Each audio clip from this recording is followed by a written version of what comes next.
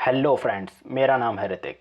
आपने वो कहावत तो सुनी होगी कि जब भी कोई चीज़ हमारे पास होती है तब हमें उसकी अहमियत समझ में नहीं आती है, लेकिन जब वो चीज़ हमसे दूर चली जाती है तब हमें उसकी इम्पोर्टेंस समझ में आती है। जैसे कि जब हम क्लास नाइन्थ में थे तब हमने क्लास नाइन्थ को सीरियसली नहीं लिया। हमने सोचा कि क्या बोर्ड्स तो है नहीं, आराम से पढ़ेंगे, नहीं पढ़ेंगे, जब मन किया पढ़ा, जब मन किया नहीं पढ़ा।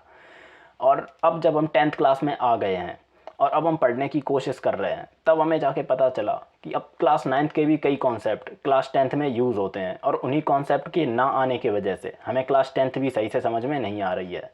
पर टेंशन लेने की ज़रूरत नहीं है, तुम्हारा भाई आया है, तुम लोगों को पूरा क्लास नाइन्थ का जो भी इंपॉर्टेंट टॉपिक्स हैं वो सब तुम्हें सिखा के जाएगा। इसीलिए मैंने ये सीरीज़ शुरू करी है और ये इस सीरीज़ का हमारा 4th लेक्चर है। तो जो लोग डायरेक्ट इसी लेक्चर पे आ गए हैं उनसे मैं रिक्वेस्ट करूंगा कि पहले जाके वो हमारे पहले जो 3 लेक्चर रिकॉर्ड हुए हैं पहले उन्हें देख लें जाके, उसके बाद ही इस लेक्चर को कंटिन्यू करें। तो आओ हम शुरू करते हैं हमारे आज के लेक्चर को। आज का लेक्चर हम वहीं से शुरू करेंगे जहाँ से हमने कल का लेक्चर शुरू किया था। कल मैंने आपको बताया था atomic mass unit. Atomic mass unit क्या होता है मैंने आपको इस एग्जांपल से करके समझाया था कि कैसे हमने एक 12 किलो के बड़े से लोहे के टुकड़े को छोटे छोटे 12 बराबर टुकड़ों में बांटा था और उसी को स्टैंडर्ड वेट की तरह यूज़ करना शुरू किया था। सेम इसी कॉन्सेप्ट से हमने देखा था कि कार्बन 12 का जो एटम होता है, हमने कार्बन 12 का एक एटम लिया था और उसके मास के 12 टुकड़े किए थे और उन्हीं 12 टुकड़ों में से एक टुकड़ा उठा लिया था और उसी को बोल दिया था कि ये एटॉमिक मास यूनिट है और उसी को स्टैंडर्ड यूनिट बना दिया गया। फिर उसी के रिस्पेक्ट में हम लोगों ने बाकी सारे एलिमेंट्स के भी मास को कैलकुलेट किया था। जैसे जब कैलकुलेट मतलब साइंटिस्टों ने किया, फिर उन्होंने निकाला तो कार्बन का 12U आया, नाइट्रोजन का 14U आया, ऑक्सीजन का 16U आया। और फिर हम आगे चलते हैं। फिर हम लोगों ने देखा था relation between zero charge and neutral body. मतलब ज़ीरो चार्ज क्या होता है, न्यूट्रल बॉडी क्या होता है। कल मैंने आपको बताया था न्यूट्रल शब्द का, अगर आपको कहीं भी न्यूट्रल शब्द दिखे तो न्यूट्रल शब्द का एक ही मतलब है कि उसके अंदर equal amount of positive charge and equal amount of negative charge होगा। कितना चार्ज होगा हमें उससे मतलब नहीं है, बस दोनों अमाउंट इक्वल होंगे। फिर हम लोगों ने आगे देखा था, हम लोगों ने कुछ एग्जांपल्स देखे थे। उसके बाद हम लोगों ने देखा था एटॉमिक नंबर। जो पीरियोडिक टेबल में हम लोगों ने एटॉमिक नंबर पढ़े हुए हैं, जैसे कि हाइड्रोजन का 1, हीलियम का 2, लिथियम का 3, ये क्या होते हैं, ये नंबर ऑफ प्रोटॉन्स होते हैं। किसी भी एटम में जितने प्रोटॉन्स होंगे वही उसका एटॉमिक नंबर होगा। ये मैं आपको एक क्विक रिवीजन दे रहा हूँ। उसके बाद हम लोगों ने पढ़ा था मास नंबर, कि मास नंबर क्या होता है। तो number of protons plus number of neutrons को ही मास नंबर बोलते हैं। ठीक है, ये हम लोगों ने कल देखा था।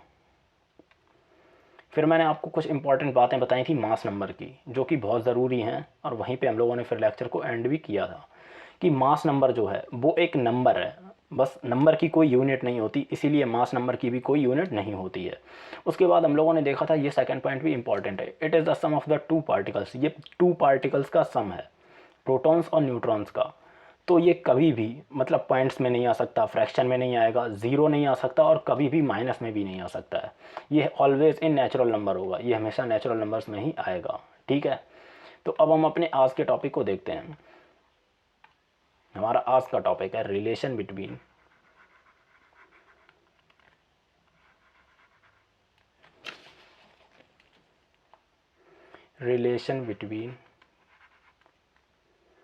Relation between mass number and atomic mass. Atomic mass और मास नंबर में क्या रिलेशन है।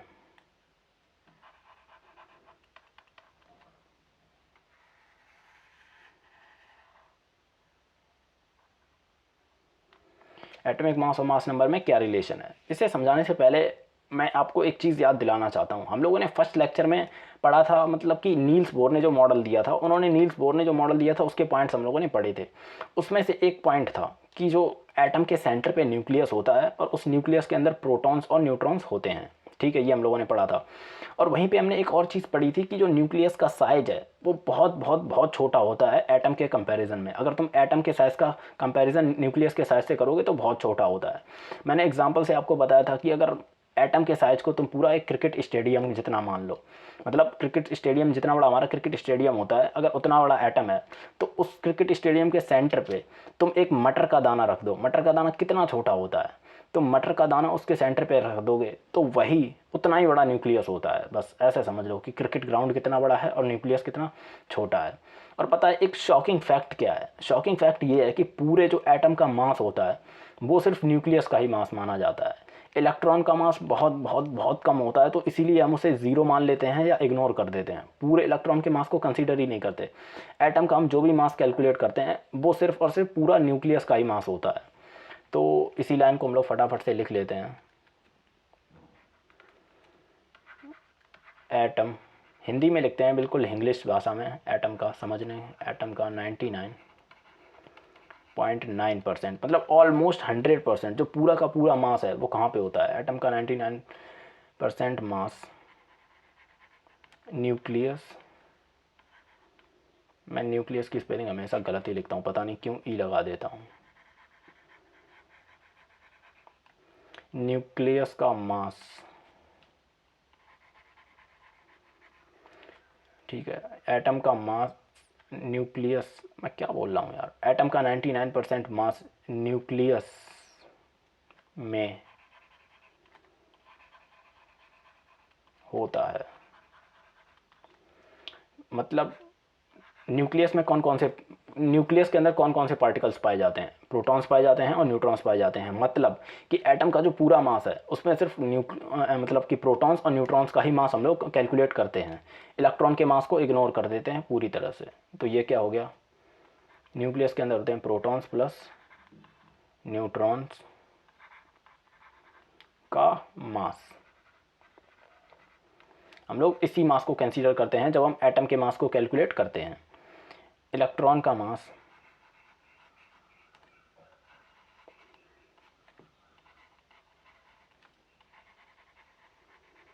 इलेक्ट्रॉन का मास बहुत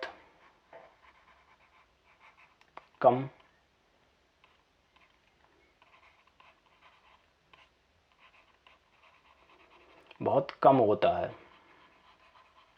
इसीलिए हम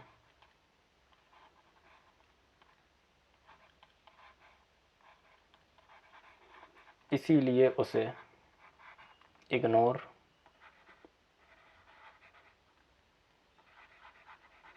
इसे इग्नोर कर दिया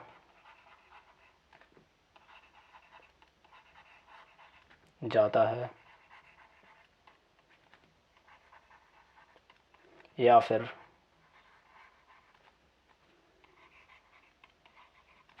ज़ीरो मान लिया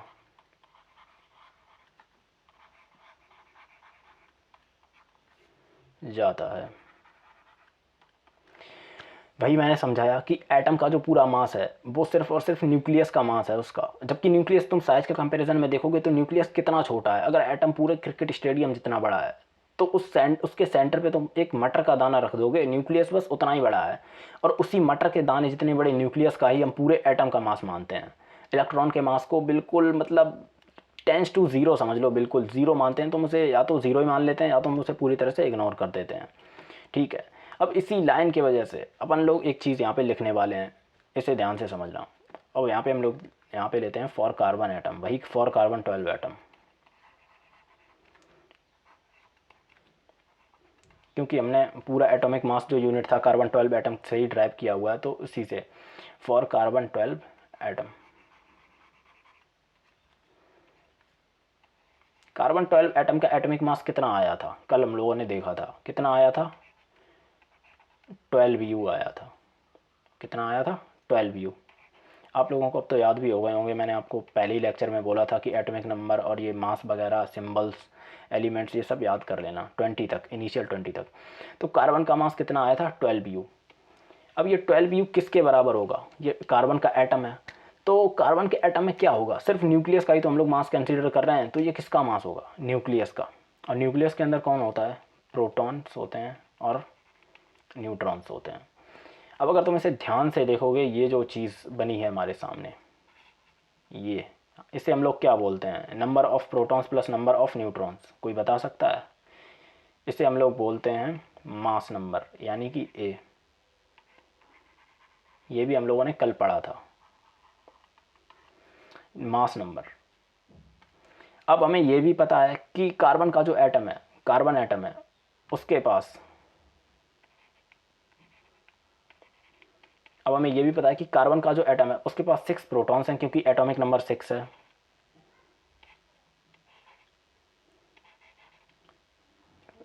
6 प्रोटॉन्स हैं और 6 ही न्यूट्रॉन्स हैं, ये भी हमें पता है, क्योंकि मास नंबर जो हमारा एटॉमिक मास है वो 12 है। अगर 12 मतलब है, 12 में से 6 जाएंगे, कल हम लोगों ने देखा था ना A-Z नंबर ऑफ न्यूट्रॉन्स निकालने का फार्मूला, अगर उससे निकालोगे तो यहाँ पे तुम्हें नंबर ऑफ न्यूट्रॉन्स भी कितने मिल जाएंगे, 6 मिल जाएंगे। मतलब कार्बन का जो एटम है, कार्बन 12 जो एटम है, उसमें 6 प्रोटॉन्स हैं और 6 न्यूट्रॉन्स हैं।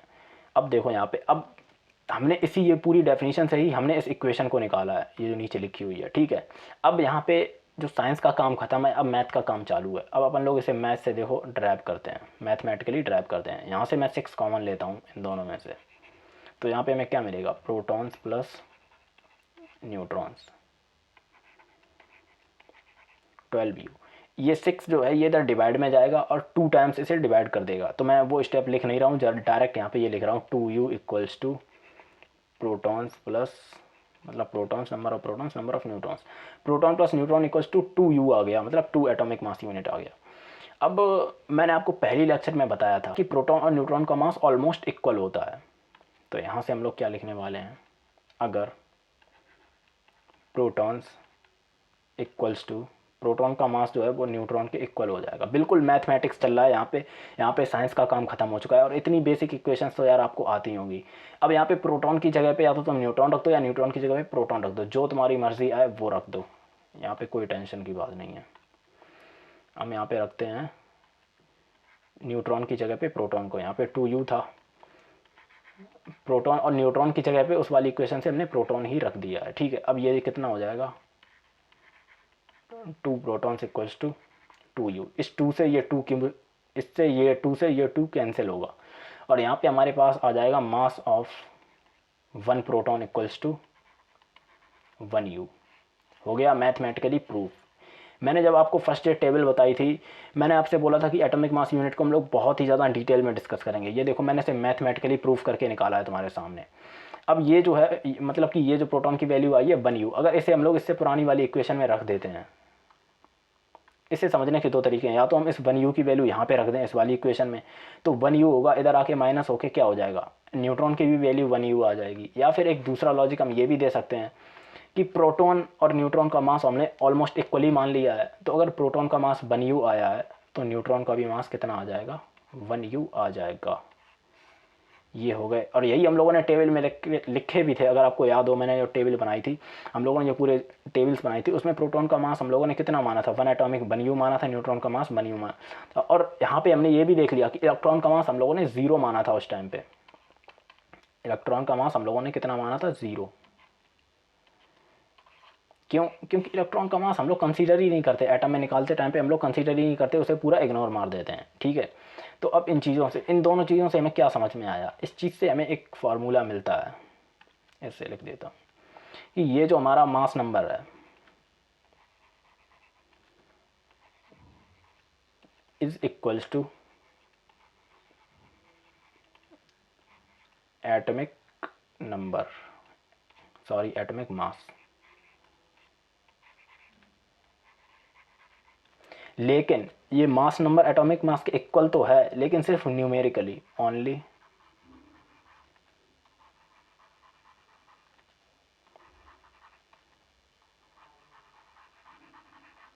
ये सिर्फ नंबरों में इक्वल है। हालांकि मैंने आपको पहले भी बताया कि mass number is a number, ये एक सिंपल नंबर है और ये एक यूनिट है, ये वेट या मास को नापने की यूनिट है। तो हालांकि ये ऑल्दो ये दोनों चीज़ें अलग अलग हैं, लेकिन इन दोनों का जो मैग्नीट्यूड है, बोले तो नंबर्स हैं, वो दोनों सेम ही आएंगे।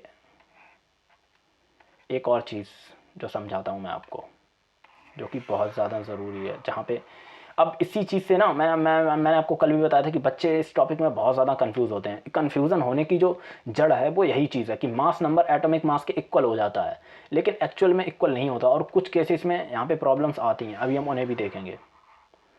ये हो गया mass number equals to atomic number, लेकिन सिर्फ और सिर्फ न्यूमेरिकली। और एक और चीज़ मैं यहाँ पे लिख देता हूँ अभी, नॉट एप्लीकेबल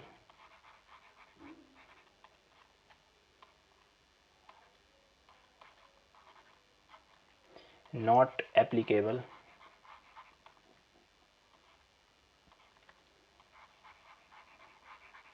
फॉर, अरे यार,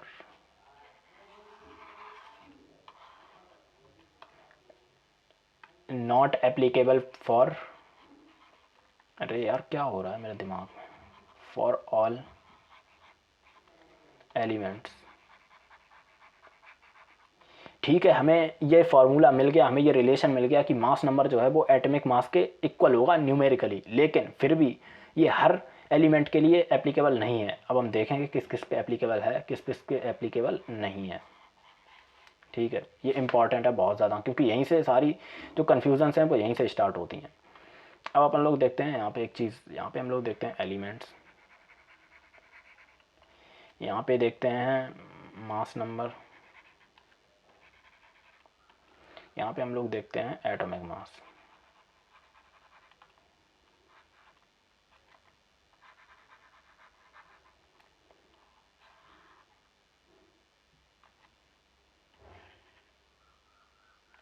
आई नो मेरी राइटिंग बहुत ज़्यादा गंदी आती है यार, पर थोड़ा सा मैनेज कर लो, क्योंकि मैं बहुत कोशिश करता हूँ सही लिखने की, बट वो ऐसे ही लिख जाता है। एलिमेंट्स की अगर अपन बात कर लें, बोरोन की चलो बात कर लेते हैं। बोरोन B5, बोरोन का मास नंबर कितना है? 11। 11 का मतलब क्या है? इसके अंदर 5 प्रोटॉन्स हैं और 6 न्यूट्रॉन्स हैं, और इसका जो एटॉमिक मास है वो 11U है। ठीक है, ये हम लोगों ने लर्न किया था। अगर अपन लोग बात कर रहे थे कार्बन की, C6, ये तो हम लोगों ने पढ़ाई है। इसका मास नंबर होता है 12, 6 प्रोटॉन्स हैं, 6 न्यूट्रॉन्स हैं, कोई दिक्कत की बात ही नहीं है। और इसका भी मास कितना है? 12U है। अगर इसी तरह से अपन लोग नाइट्रोजन की बात कर लें, N7, इसका कितना है? इसका मास नंबर होता है 14, इसके अंदर 7 प्रोटॉन्स हैं और 7 न्यूट्रॉन्स हैं। ठीक है, इसका मास, एटॉमिक मास होता है 14U। अगर ऑक्सीजन की बात कर लें, O8, तो इसका कितना होता है मास नंबर? 16 होता है, 8 प्रोटॉन्स, 8 न्यूट्रॉन्स। इसका एटॉमिक मास आता है 16U। अगर इसी तरह से अपन लोग सोडियम, एक और चलो सोडियम ले लेते हैं, N11, इसका मास नंबर कितना होता है? 23। इसके अंदर कितने प्रोटॉन्स हैं? 11 प्रोटॉन्स हैं। प्रोटॉन्स तो मैं बता ही चुका हूँ, mass number, atomic mass, sorry, जो भी एटॉमिक मास होगा उतने ही प्रोटॉन्स होंगे, और 12 होंगे हमारे पास न्यूट्रॉन्स। ठीक है, 12 न्यूट्रॉन्स हैं, तो इसका मास नंबर, इसका एटॉमिक मास कितना आता है? 23U। अब एक चीज़ तो आपको दिख रही होगी कि मास नंबर 11 आया और एटॉमिक मास भी 11U आया, मतलब 11 11 इक्वल है। हालांकि ऑल्दो मैंने पहले भी बताया दोनों अलग चीज़ें हैं, लेकिन 11 11 नंबर में इक्वल है। ये देखो, ये 12 आया, ये भी 12 आया, ये 14 आया, ये भी 14 आया, ये 16, ये भी 16, ये 23, ये 23। ये हो क्यों रहा है? क्योंकि नंबर ऑफ प्रोटॉन्स भी हमने अभी थोड़ी देर पहले देखा ना, जो न्यूमेरिकली हमने फार्मूला ये निकाला, ये जो रिलेशन निकाला, 1 प्रोटॉन मतलब एक प्रोटॉन की वैल्यू 1U के इक्वल है, एक न्यूट्रॉन की वैल्यू 1U के इक्वल है। अब अगर यहाँ पे 5 प्रोटॉन्स हैं तो मतलब 5U इसका हो गया, 6 न्यूट्रॉन्स हैं तो 6U इसका हो गया, 6 और 5 11U हो गया यहाँ पे इसका। ऐसे ऐसे सारे 1 1, इन सब की वैल्यू ही 1 है, तो जितना यहाँ पे होगा उतना ही वहीं पे आ जाएगा। ठीक है, अब अपन लोग एक चीज़ देखते हैं, बिल्कुल छोटा सा टॉपिक है। टॉपिक क्या है? एक बेसिक सी इन्फॉर्मेशन है, उसमें वो तो सभी को पता होगी। रिप्रेजेंटेशन,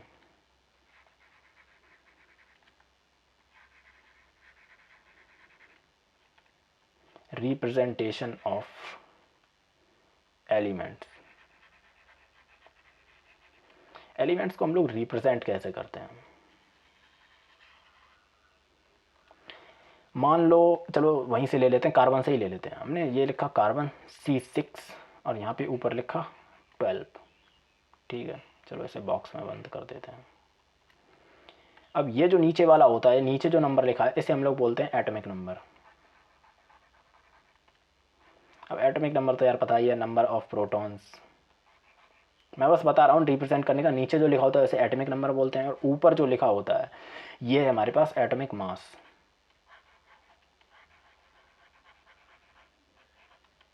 ये होता है एटॉमिक मास, और या फिर इसे अपन लोग मास नंबर, बट यहाँ पे मैं एक कंडीशन लगा देता हूँ, बट नॉट ऑलवेज।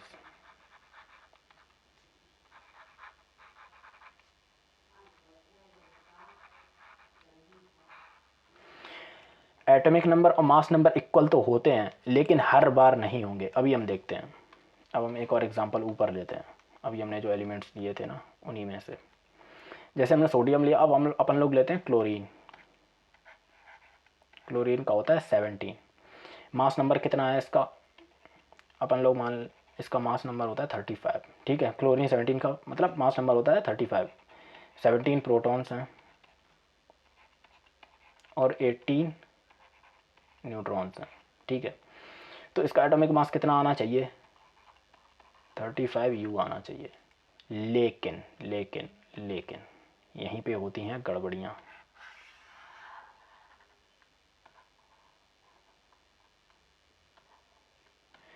यहीं पे होती हैं गड़बड़ियाँ। ये जो है क्लोरीन का जो मास है वो 35 U होता ही नहीं है। क्लोरीन का एक्चुअल मास पता है कितना होता है, वो होता है 35.5 U। इसीलिए यहाँ पे ये एटॉमिक मास तो है, अब देख लो ना, यहाँ पे जो मास नंबर आ रहा है वो 35 आ रहा है, लेकिन अपना जो एटॉमिक मास है वो 35.5 आ रहा है। अब इस केस में देख लो, दोनों जो नंबर हैं वो अलग अलग हो गए हैं। इसीलिए मैं बोल रहा था कि ये कंडीशन, मास नंबर और एटॉमिक मास इक्वल तो होते हैं लेकिन हर केस के लिए इक्वल नहीं होते। कुछ एलिमेंट्स ऐसे हैं जिनके लिए इक्वल नहीं होंगे।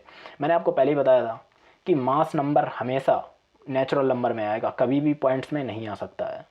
लेकिन एटॉमिक मास पॉइंट में आ सकता है, लेकिन मास नंबर कभी भी पॉइंट में नहीं आ सकता। ये ऑलवेज नेचुरल नंबर होगा। पॉइंट में भाई कैसे आ जाएगा, ये नंबर ऑफ न्यूट्रॉन्स और प्रोटॉन्स का सम है। अब आप तुम ये बताओ कि 0.5 का मतलब होता है हाफ, 0.5 का मतलब है हाफ, 1/2। तो आधा प्रोटॉन या आधा न्यूट्रॉन कोई कैसे हो सकता है, या तो पूरा होगा या बिल्कुल नहीं होगा। ठीक है, अब देखते हैं इधर। इसीलिए मैंने बोला था कि बट नॉट ऑलवेज। ये चीज़ें ऊपर एटॉमिक नंबर और एटॉमिक मास तो होंगे, हाँ, अगर कोई एलिमेंट ऐसा है जैसे कि पूरा नेचुरल नंबर लिखा है 12, 13, 17, 23, 40, इस तरह के नंबर लिखे हैं, तो मास नंबर और एटॉमिक मास इक्वल हैं, उस टाइम पे इक्वल हैं। लेकिन अगर ऊपर पॉइंटों में लिखा है तो वो सिर्फ एटॉमिक मास होगा, वहाँ पे फिर वो मास नंबर नहीं होगा। ठीक है, और ऐसा क्लोरीन के साथ तुम्हारे दिमाग में आ सकता है कि ऐसा सर कैसे हो गया, कि यहाँ पे ये जो चीज़ है ये 35.5 कैसे आ गई। तो ये होता है because of,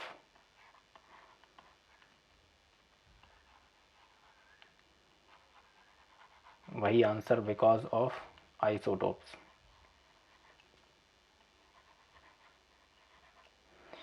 because of isotopes. ठीक है,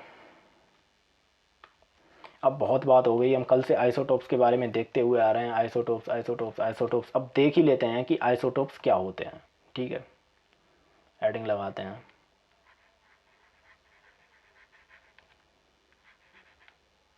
आइसोटोप्स क्या होते हैं, आइसोटोप्स आओ देखते हैं।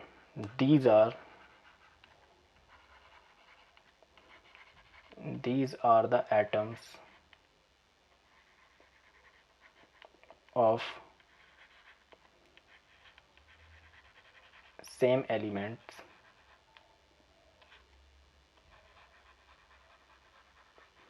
these are the atoms of same element having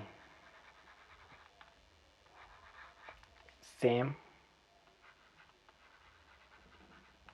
atomic number but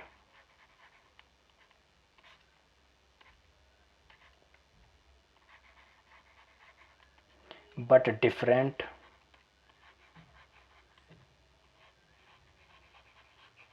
atomic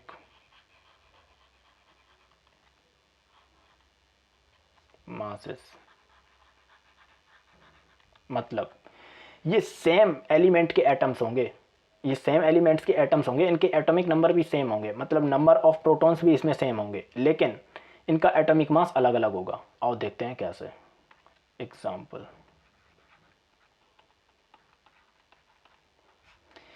example, लेते हैं अपन लोग हाइड्रोजन का।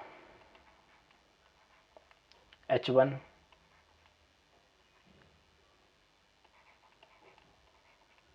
H12 H13। हाइड्रोजन के 3 आइसोटोप नेचुरली पाए जाते हैं, देख लो। एक होता है H11, H12, H13। चलो इसको नाम भी, मैं इसको नाम भी आपको बता देता हूँ। ये है प्रोटियम,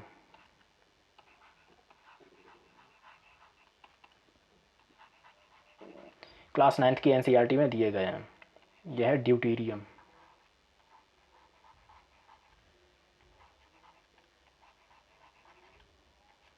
यह है ड्यूटीरियम, यह है ट्रीटियम।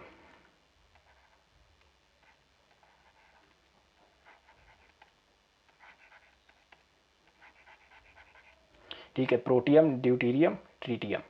ठीक है, अब अपन लोग देखते हैं यहाँ पे इलेक्ट्रॉन्स। पहले प्रोटॉन्स देखते हैं। प्रोटॉन्स, इलेक्ट्रॉन्स और न्यूट्रॉन्स के इन वाले जो आइसोटोप्स हैं, इनमें इलेक्ट्रॉन, प्रोटॉन, न्यूट्रॉन्स कितने कितने हैं। तो इसका जो एटॉमिक नंबर है वो 1 ही है। नंबर ऑफ प्रोटॉन्स हमेशा एटॉमिक नंबर ही होता है, तो कितना हो गया, 1 हो गया इसमें। इलेक्ट्रॉन, क्योंकि ये न्यूट्रल है, देखो इसके ऊपर कोई चार्ज नहीं है, तो ये इलेक्ट्रॉन जितने नंबर, अगर कोई एटम न्यूट्रल है, मैंने कल बताया था, तो number of electrons equals to number of protons होंगे। ठीक है, अब बात करते हैं न्यूट्रॉन की। ये जो ऊपर लिखा हुआ है ये क्या है, दिस इज मास नंबर। मैंने आपको बताया था ये क्या है, छोटा सा लिख देता हूँ, ये तो आपको पता ही होगा, एटॉमिक मास और मास नंबर है। मास नंबर कैसे आता है, number of protons plus number of protons plus number of neutrons. तो इसमें एक प्रोटॉन तो है और इसकी वैल्यू भी 1 आ रही है, तो एक वैल्यू आने के लिए न्यूट्रॉन कितने हो जाएंगे, 0। मतलब जो हमारा जो प्रोटियम है, हाइड्रोजन का जो आइसोटोप है प्रोटियम, उसके अंदर न्यूट्रॉन 0 होते हैं। अब इस वाले में देखते हैं, इसका एटॉमिक नंबर 1 है, तो नंबर ऑफ प्रोटॉन तो 1 ही होगा, क्योंकि ये न्यूट्रल है तो इलेक्ट्रॉन भी 1 होगा। अब यहाँ पे देखो, जो हमारा मास नंबर है वो 2 है और 2 में से 1 क्या है, प्रोटॉन है, तो एक बचा हुआ क्या होगा, न्यूट्रॉन होगा। सेम इसका मास नंबर, मतलब इसका एटॉमिक नंबर 1 होगा, इसमें भी इलेक्ट्रॉन 1 ही होगा क्योंकि न्यूट्रल है, और इसी तरह से इसमें न्यूट्रॉन्स आ जाएंगे 2। अब देखो यहाँ पे एक चीज़,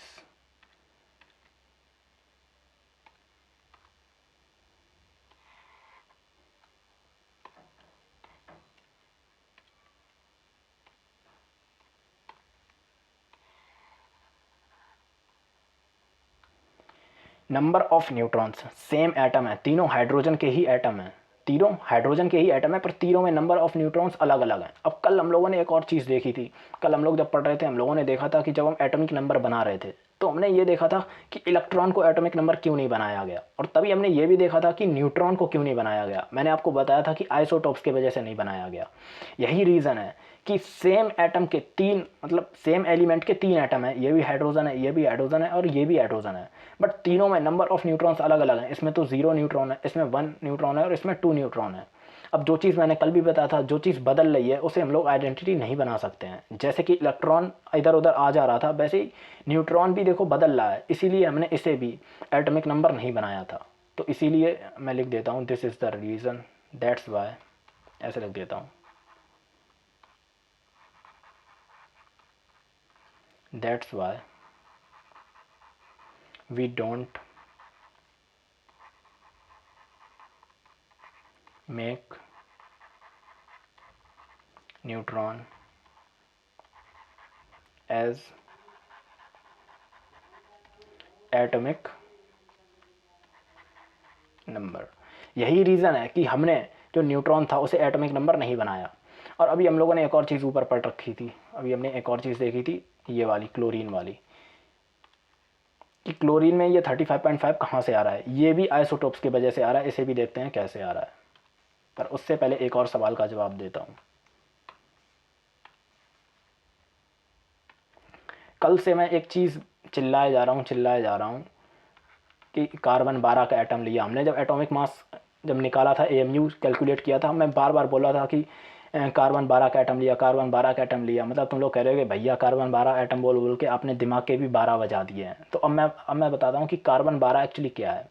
कार्बन के भी 3 आइसोटोप्स नेचुरली पाए जाते हैं। पहला है C612, दूसरा है C613, तीसरा है C614।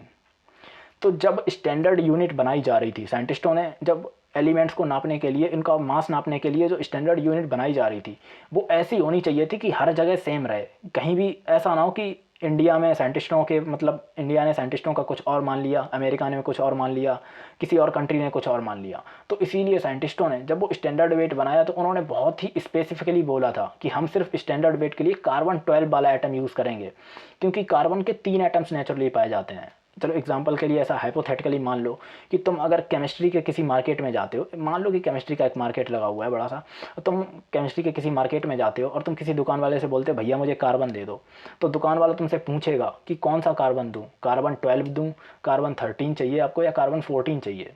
तो साइंटिस्टों ने बहुत ही स्पेसिफिकली आपको बताया था कि हम लोग जो एटॉमिक मास यूनिट के लिए जो हमने स्टैंडर्ड यूनिट सेट करी है वो इसी वाले कार्बन 12 एटम से ली है। इसीलिए मैं बार बार बोल रहा था कि कार्बन 12 कार्बन 12, समझ गए। इसका जो मास नंबर आया एटॉमिक मास है वो 12 है, इसका जो मास नंबर है वो 13 है, इसका जो मास नंबर है वो 14 है, समझ गए।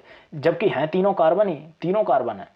अब अपन लोग देखते हैं क्लोरीन का कि क्लोरीन का मास 35.5 कैसे आया, क्लोरीन का मास 35.5 कैसे आया। एग्जाम्पल के लिए अपन लोग एग्जाम्पल नंबर 3 देखते हैं, ये वाला। नेचुरली क्लोरीन के 2 आइसोटॉप्स पाए जाते हैं। पहला है हमारे पास क्लोरीन 17, इसका एटॉमिक मास होता है 35, और दूसरा होता है हमारे पास क्लोरीन 17 जिसका मास होता है 37। ठीक है, ये 2 आइसोटॉप्स हैं हमारे पास, इनके ऐसे ऐसे मास होते हैं।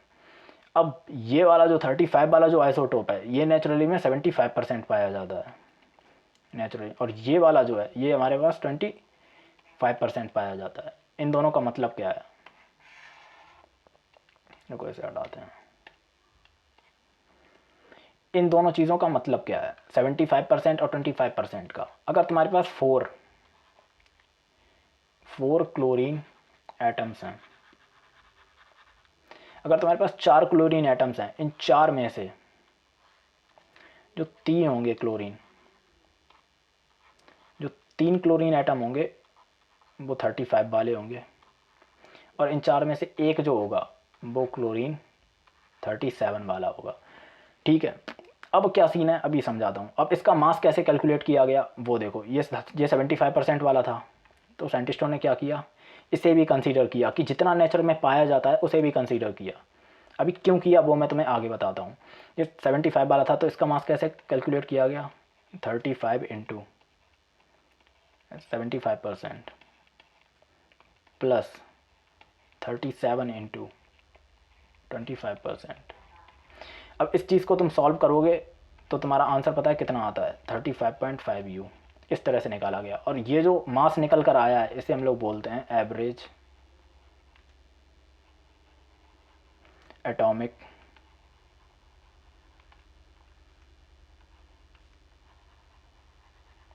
ये एवरेज एटॉमिक मास आया है क्योंकि हमने एवरेज से निकाला है। ये क्या है, ये एवरेज ही तो है। हमने दोनों जो आइसोटॉप्स पाए जाते हैं उन दोनों का एवरेज निकाला और वो एवरेज आया 35.5 U, इसीलिए एवरेज एटॉमिक मास आया है। बात समझ में आई। अब आपको क्लियर हो गया होगा कि क्लोरीन का 35.5 U क्यों आता है, और ये एटॉमिक मास है, ये मास नंबर नहीं है, क्योंकि मास नंबर कभी भी पॉइंट्स में नहीं आ सकता है। ठीक है, अब ये 35.5 U का मैं तुम्हें और अच्छे से थोड़ा क्लैरिफिकेशन देता हूँ। मान लो कि तुमने क्या किया, तुमने लिया 35.5 ग्राम क्लोरीन, तुमने 35.5 ग्राम क्लोरीन का एक सैंपल लिया, लैब में एक सैंपल लिया। ठीक है, अब इस सैंपल में कितने एटम्स होंगे, इस सैंपल के अंदर कितने एटम्स होंगे, 6 into 10 to the power 23 atoms होंगे। ठीक है, इसके अंदर 6 into 10 to the power 23 atoms होंगे। ठीक है, और इतने एटम्स में से 75% कौन से वाले एटम होंगे, क्लोरीन 17, 35, और 25% कौन से होंगे,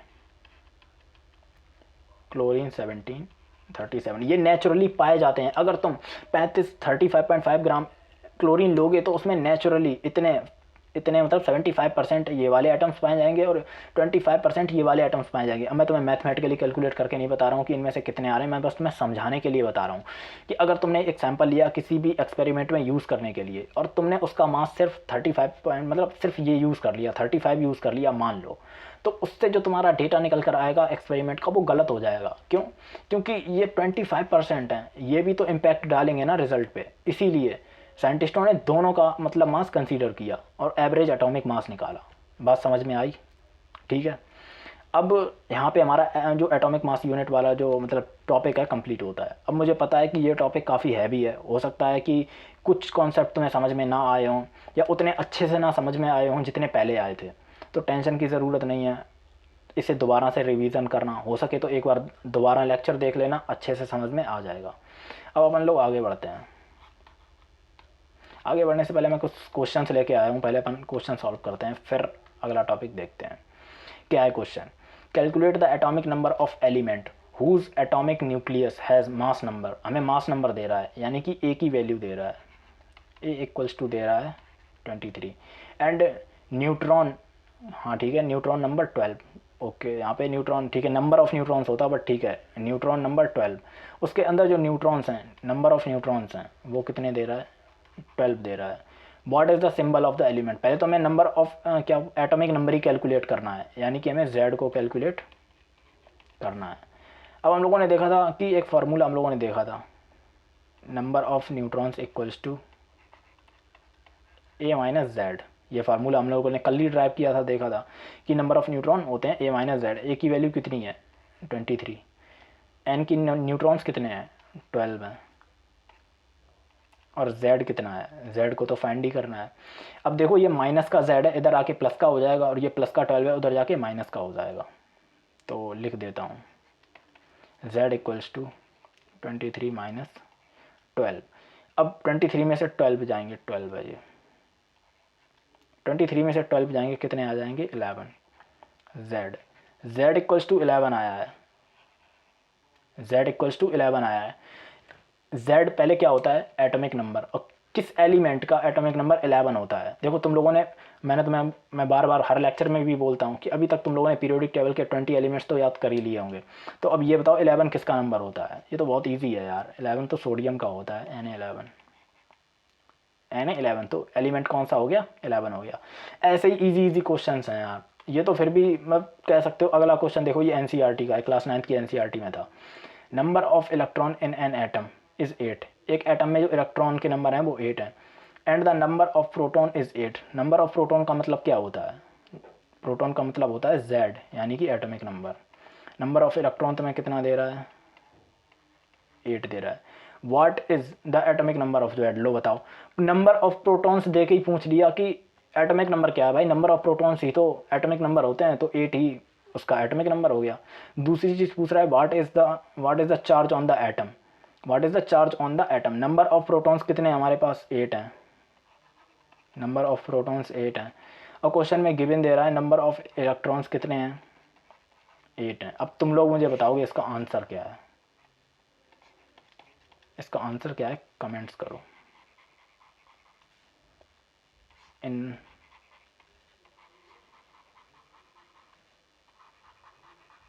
कमेंट्स में बताना। अगर किसी ने गलत बताया तो भाई सच में मेरा दिल टूट जाएगा। इतनी डिटेल, इतनी ज़्यादा एक्सप्लेन करने के बाद भी अगर किसी ने गलत दिया तो भाई मेरा सच में दिल टूट जाएगा। और ये NCERT का सवाल है भाई, इतना मतलब इतना हलवा सवाल NCERT का है। इससे अगला एक और क्वेश्चन है जो कि बहुत ही हलवा क्वेश्चन था, पर मैंने थोड़ा सा क्वेश्चन यहाँ पे गायब करके मैंने इसे थोड़ा सा ठीक किया है। बोल रहा है helium atom has atomic mass 4U।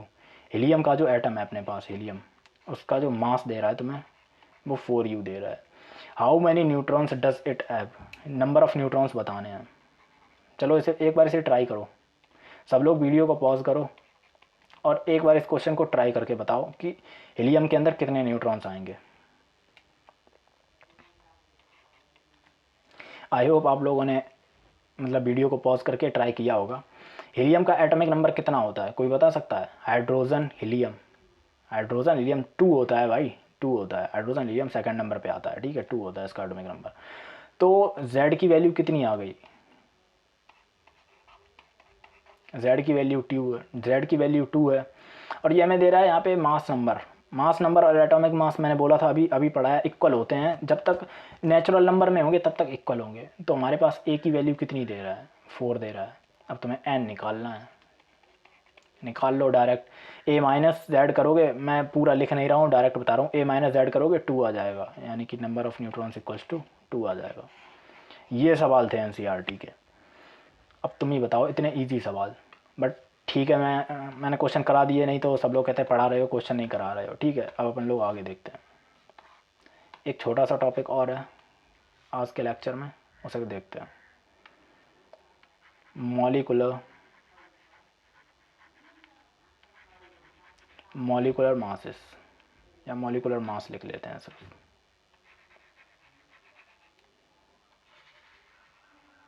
अभी तक हम लोगों ने एटम्स के मास को देखा कि कार्बन एटम का मास कितना होता है, ऑक्सीजन एटम का मास कितना होता है, boron atom, hydrogen atom, sodium atom, इन सारे एटम्स के मास को हम लोगों ने देखा कि कितना होता है। ठीक है, अब अपन लोग मॉलिक्यूल्स के मास को देखते हैं। मैंने आपको एक कंपाउंड्स की लिस्ट दी थी जिसमें मतलब कि काफ़ी सारे कंपाउंड्स थे, मैंने आपको बोला था कि आप इन्हें भी एक बार याद कर लेना, बट ठीक है, अपन लोग देखते हैं कि मॉलिक्यूल्स का मास कैसे निकाला जाता है।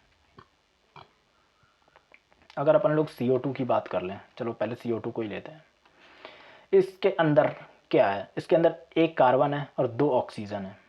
इसके अंदर एक कार्बन है और 2 ऑक्सीजन है। एक कार्बन एटम का मास कितना होता है, 12 होता है, 12U होता है, चलो लिख देता हूँ। प्लस एक ऑक्सीजन एटम का मास कितना होता है, 16U। एक एटम का मास 16U है, लेकिन यहाँ पे कितने एटम्स हैं, 2 एटम्स हैं, तो हम इसमें 2 का मल्टीप्लाई कर देते हैं। अब इसे सॉल्व कर लेते हैं। ये रहा यहाँ पे 12U प्लस 16 2 या होता है 32U, और ये आ जाएगा हमारे पास 44U। मतलब CO2 मॉलिक्यूल का जो मास होता है वो 44U होता है। बात समझ में आई? अब मैं यहाँ पे मैंने U लिखा है, बट मैं हर बार U नहीं लिखूँगा, तो तुम लोग समझ जाना U में चल रहा है। अब अपन लोग बात करते हैं H2O की। H2O मॉलिक्यूल का सेम ऐसे ही देखो, हाइड्रोजन कितनी है, 2 है। एक हाइड्रोजन का मास कितना होता है, 1 होता है, तो 2 का कितना होगा, मल्टीप्लाई बाई 2। प्लस कितनी ऑक्सीजन है, एक ऑक्सीजन है, ऑक्सीजन का कितना होता है, 16, तो 2 इंटू 1 कितना आ जाएगा, 2 plus 16 equals to 18U। Hydrogen मतलब H2O का जो होता है वो 18U होता है मास। ठीक है, अगला अपन लोग देखते हैं NaCl का।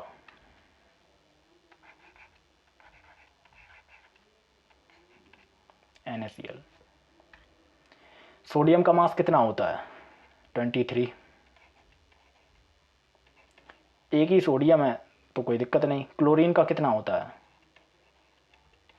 35.5, इसे ऐड कर लेते हैं तो ये आ जाएगा 58.5U। ऐड तो आता ही होगा यार, अब मैं तुम्हें ऐड 10th क्लास में हो यार, इतनी तो मतलब इज्जत कर लो। अगला देखते हैं HCl, हाइड्रोक्लोरिक एसिड की अगर बात कर लें, इसमें भी एक हाइड्रोजन है और एक क्लोरीन है। प्लस क्लोरीन का कितना होता है,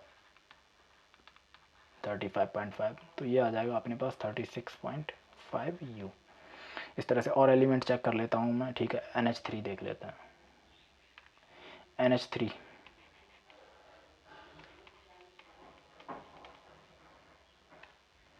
नाइट्रोजन का कितना होता है, 14U।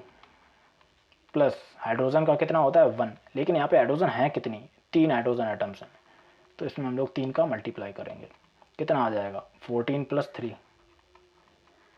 17U।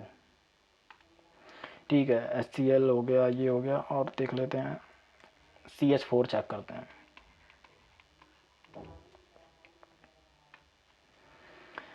Carbon 12 plus hydrogen का 1 है, लेकिन कितनी हाइड्रोजन है, यहाँ पे 4 हाइड्रोजन है, कितना आ जाएगा, 16U।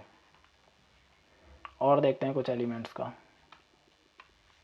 ऐसे ही सारे एलिमेंट्स मतलब ऐसे ही सारे मॉलिक्यूल्स का मास कैलकुलेट हो जाता है। अगला कौन सा है, ठीक है, अपन लोग बात करते हैं एथेनॉल ब्लेंडिंग, C2 H5OH। कितने कार्बन है? कितने? 2 कार्बन है ना, एक कार्बन का 12 होता है, तो इसमें 2 का मल्टीप्लाई करेंगे। प्लस हाइड्रोजन कितने हैं? देखो 5 हाइड्रोजन ये हैं और एक हाइड्रोजन ये है, तो टोटल 6 हाइड्रोजन है। तो अपन लोग 6 हाइड्रोजन, एक हाइड्रोजन का 1 होता है, इंटू 6 करेंगे। प्लस ऑक्सीजन कितने हैं? सिर्फ एक ऑक्सीजन है, इसका कितना होता है? 16 होता है।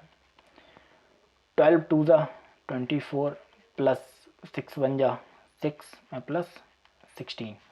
अब देखो 24 में 6 करेंगे 30 हो जाएगा, 30 में 16 करेंगे 46 हो जाएगा, 46U।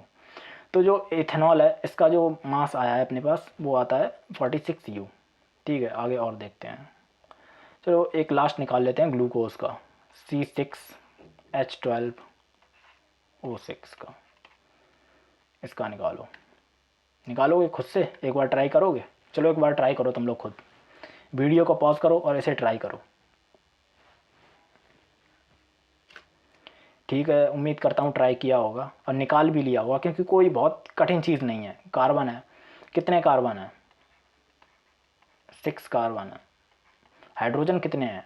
12 हैं, एक का 1 है, इंटू 12।